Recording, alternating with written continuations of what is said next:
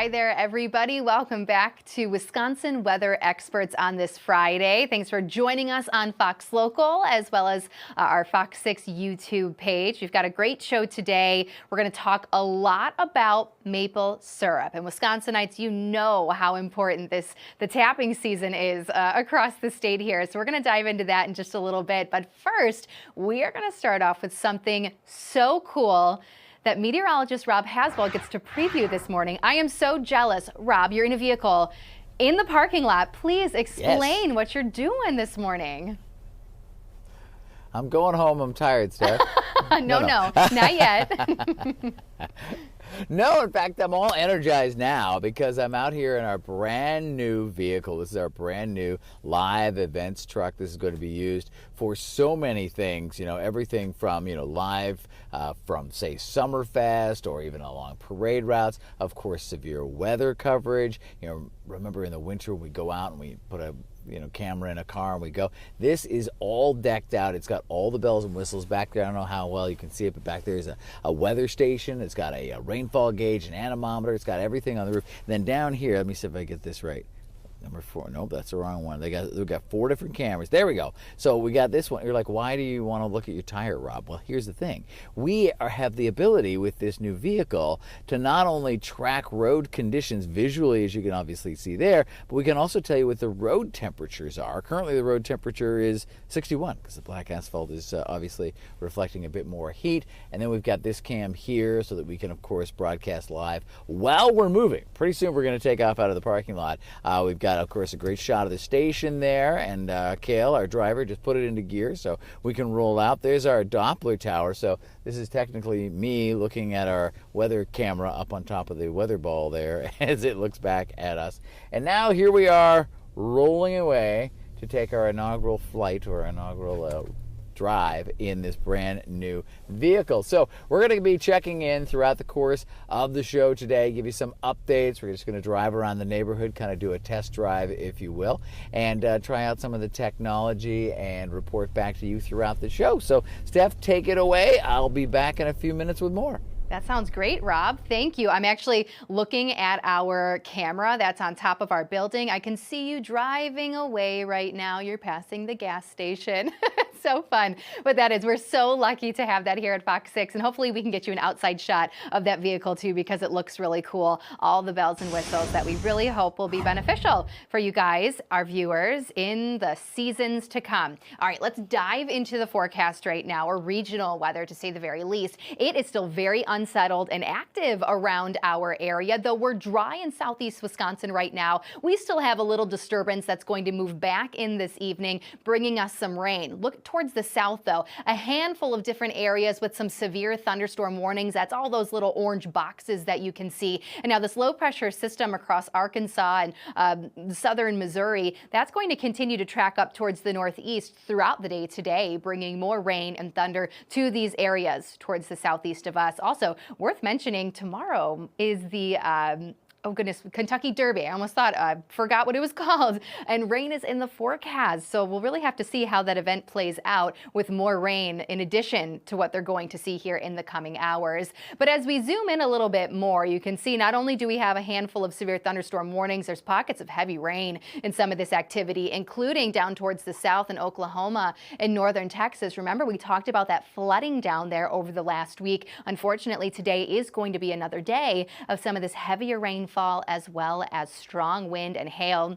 The severe threat stays east of us, though. We don't have to worry about it here in Wisconsin or the Great Lakes region. But notice there is a large swath from Kentucky all the way down into Louisiana and Texas under that level 3 enhanced risk. So not only more heavy rainfall, high winds, tornadoes, hail also going to be a possibility all throughout the rest of the afternoon, especially south and off towards the east. Back closer to home, we've got some dry time right now, some showers towards the northwest. Still watching this area of rain rain, though, again in Iowa as that continues to track off towards the east. It may cross its way over the Wisconsin-Illinois state line later this evening after about 6-7 p.m., bringing some of southern Wisconsin a chance for rain through the night tonight. And you can see that on our sky vision model. Notice by Madison, 5-6 p.m., we start to see a few of those showers making their way towards the Milwaukee area closer to midnight, and then pretty much out of here by early Saturday morning. I'd say 6-7 a.m. at the latest. Then we'll rapidly see clouds decreasing and sunshine across the state for Saturday.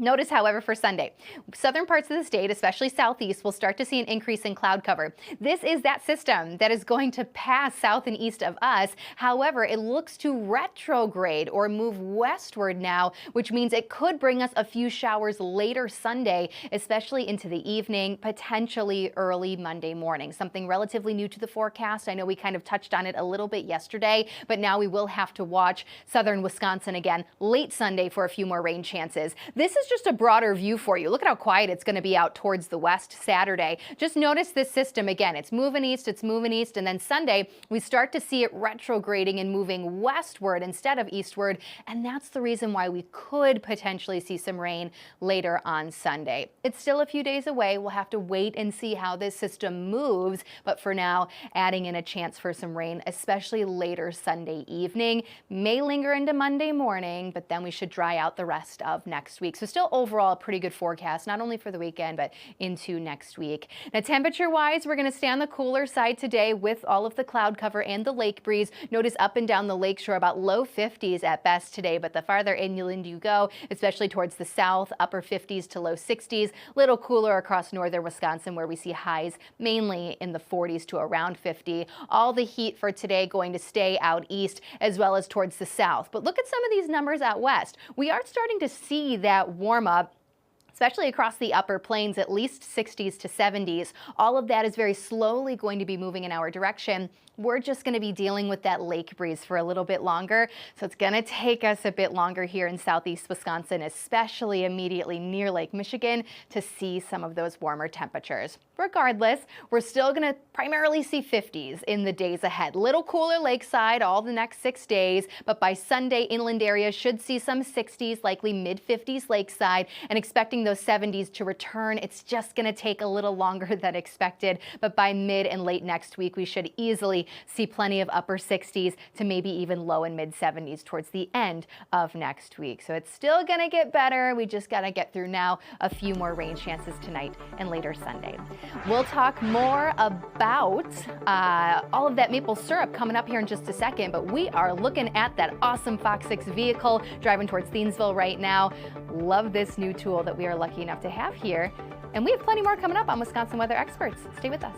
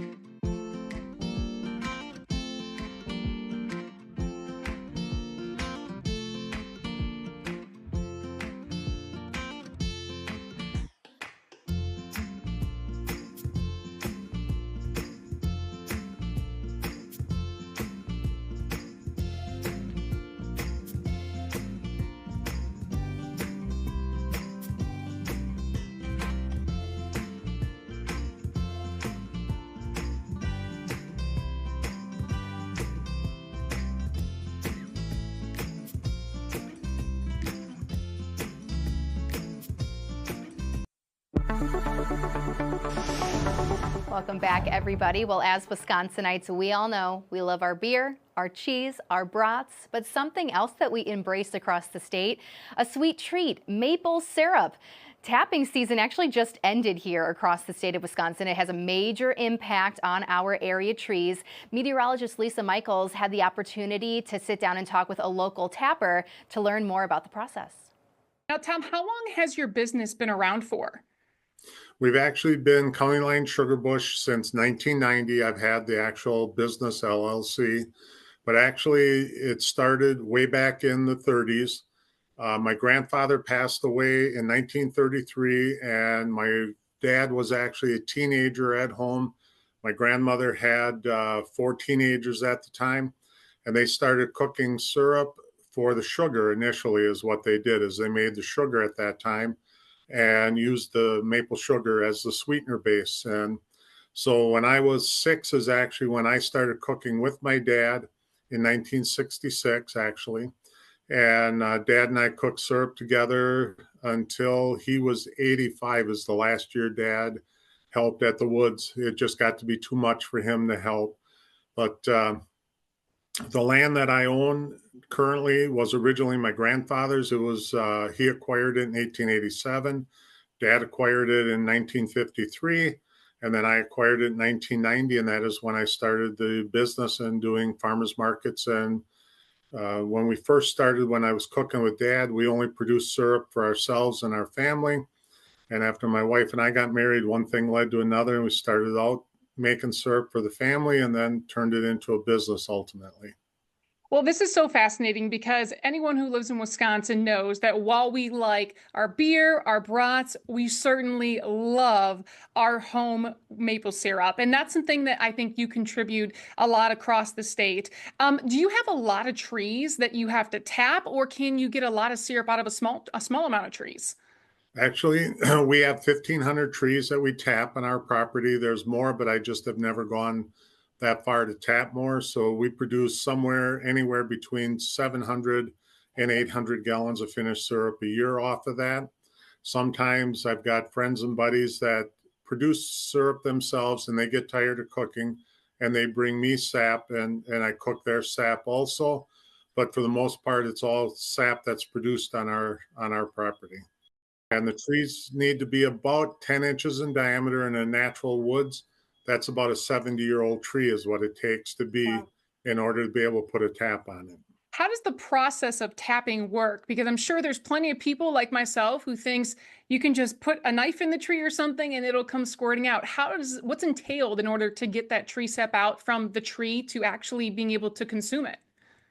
Well, typically what ends up happening is you drill a hole in the tree about 1.5 inches deep and a little bit downhill angle. And we used to do it with bags and with buckets. Now we actually do it with pipeline and put a vacuum on it. And that's why the production has increased. We actually produce more syrup that way. It does not hurt the tree in any way, shape, or form. The way the tree runs, it is the roots store the sugar in the cambium layer. The roots bring up the water. It mixes with the sugar. It runs up the tree by capillary action Okay. is what makes it run. And so with that said, by putting the vacuum on, it's pulling the sap up the capillaries and we're Ah. producing more syrup that way. So are you tapping the same trees every year? Yes, we do tap the same trees every year, but you move the hole around so that the hole is never in the same place so that you're not cutting the capillaries in the same place. So if we tap on the south side of a tree one year, we tap the north side, then the east side, then the west side. So it takes 5 years to come back to that south side again. Wow. Okay. So that makes sense. Now, one thing I thought was really interesting when I met you and your wife at a farmer's market is you had different kinds of syrup. One was lighter, one was darker. One of them I was told was better for cooking, and the other was better for consuming and eating if you wanted to put it on something like pancakes. What's the difference? Is it a different kind of tree where you get the different syrups? Is it a different time of year? How do you get different kinds of maple syrup? There's multiple reasons for that. Most of it is the time of the season. We tap typically the end of February, first part of March. Let's back up. When I tapped with my dad, the maple seasons have changed so tremendously over the years since I've been doing this. When I tapped with my dad as a youth, we did not tap until after the April election, and we would cook into the early part of May. So it was the month of May and the month of April and early May. Then when I took the woods over in 1990, I started tapping the third week of March, and we would cook about 25% of our crop in March and about 75% of our crop in April. Now with pipeline, we are tapping the end of February, first part of March, and we're actually producing about 50% of our crop in the month of March and 50% in the month of April. And that also creates the different colors. There's a golden, an amber, a dark, and a very dark color. It's a uniform grading system. The entire Maple Belt adopted that grading system about 10 years ago. And it's the time of the season that that's produced. Typically, as golden is made very early season, amber middle of the season, dark and very dark are late season syrups. And as the color gets darker, the maple flavor becomes stronger and it becomes more robust or bold as the color gets darker. So the earlier in the season is where you get the lighter syrups, where it's easier, to consume. But of course, the later in the season, like you said, when you're starting to tap then with that richer flavor, that's something that we would use more for cooking so that aroma really comes out in recipes, right? Correct. That is the products that most people use in a cooking or baking application, so the other ingredients don't overpower the maple flavor then. So you are very busy because I know you told me you just finished your tapping season. So you have to wait all the way now until next year of 2026 to tap? Correct. It's a once a year deal, and we start the end of February, first part of March, and we wrapped up April 16th this year was our last cooking. Now with tapping the trees, is this where you're getting up at 2, 3 in the morning, or what's a normal day like for you to go out and do this? So typically I do work out full time. So I have a full-time job. The maple syrup started out as a side job. It has now almost become a full-time job in itself. So with that said, on days that we're going to cook, I typically go out to the woods at anywhere between 2 and 4 in the morning to start the reverse osmosis machine and start squeezing the sap, so that by 8, 9 o'clock in the morning that we're ready to start cooking. And I have a couple guys come in and give me a hand because we still cook with wood fire. Wow. So it takes a couple of guys in the shack to watch the fires and keep the pans flowing. And I deal with the RO and bringing sap in and making sure they have product to cook then. One question I have for you is this year we had drought conditions in the winter, heading into the spring, we had some warmer temperatures. Did any of those impact your tapping for this season? Yes, it does. The droughts and things impact closer to the season. But one thing that is very interesting, a farmer near my woods told me back in the 90s when I first started cooking down there, that you watch the month of the month of August. If you have a rainy August, that you will typically have a weak season the following season, meaning the sugar content is low of the sap. If you have a sunny August or dry August, you typically have a sweeter season and produce more syrup. And so I started marking it on a calendar back in the 90s and watching it. And he ended up being right 17 out of 21 years. Wow. And when I talk to other producers about it, some of them think that it's really by having more sunlight, the tree leaf is doing more photosynthesis. And in turn, you're getting more sugar stored, because that is the month the tree is storing its sugar, is in the month of August and early September before the freeze. And so with that said, you're picking up more sugar at that time. So by having sunny days versus rainy, cloudy days. So that's one month you watch. Then when it comes to the type of season we had this year, here in northern Wisconsin, we had anywhere between 36 inches to 40 inches of frost in the woods this year. So even though early season, the first part of March, we had the right temperatures, it's got to freeze at night and then get up into the 40s, upper 30s to low 40s during the day to make the trees run. The trees did not run because the frost was so deep that the root systems were froze up.